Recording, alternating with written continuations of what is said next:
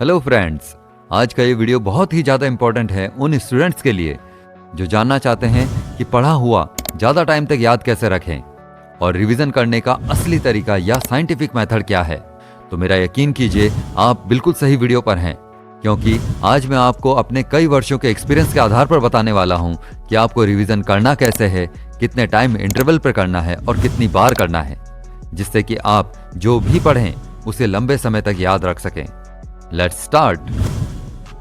सबसे पहले आपको यह जानना जरूरी है कि रिवीजन करना क्यों है, आखिर जरूरत क्या है रिवीजन की।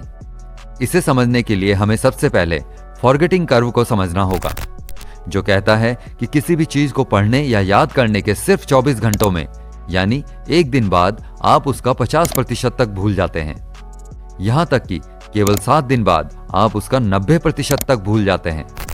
भूलने की इस टेंडेंसी को बीट करने के लिए ही हमें रिवीजन की आवश्यकता होती है। तो क्या आप जानते हैं कि एक्चुअली रिवीजन कहते किसे हैं? रिवीजन का एक्चुअल मीनिंग है रीविजन, यानी री प्लस विजन, मतलब चीजों को फिर से देखना। हमें यह बात ध्यान में रखनी चाहिए कि रिवीजन और रीडिंग दोनों अलग अलग कॉन्सेप्ट हैं, जबकि 99% स्टूडेंट समझते हैं कि रिवीजन का मतलब है री रीडिंग, और वो रिवीजन में शुरू से लेकर एंड तक पूरी बुक या पूरे टॉपिक्स पढ़ने लगते हैं, जो कि बिल्कुल गलत तरीका है। रिवीजन में आपको सिर्फ कुछ मुख्य बातों, इंपॉर्टेंट पॉइंट्स या कुछ हाईलाइटेड कीवर्ड्स और शॉर्ट नोट्स को ही पढ़ना होता है।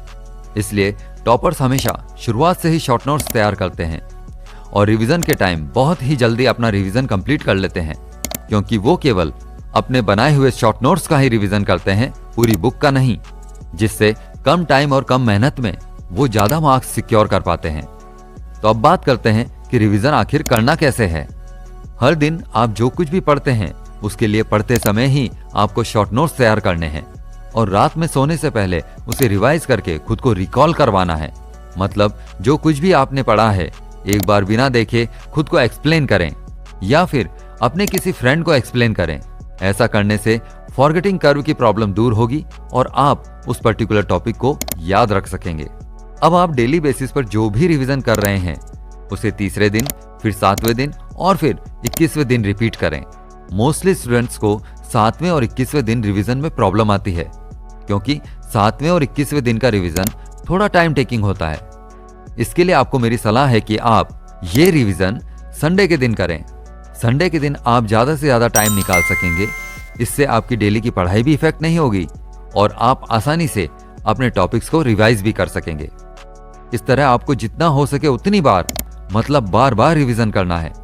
जितना ज्यादा आप टॉपिक्स को रिवाइज करेंगे उतना ही ज्यादा आप उसे याद रख सकेंगे।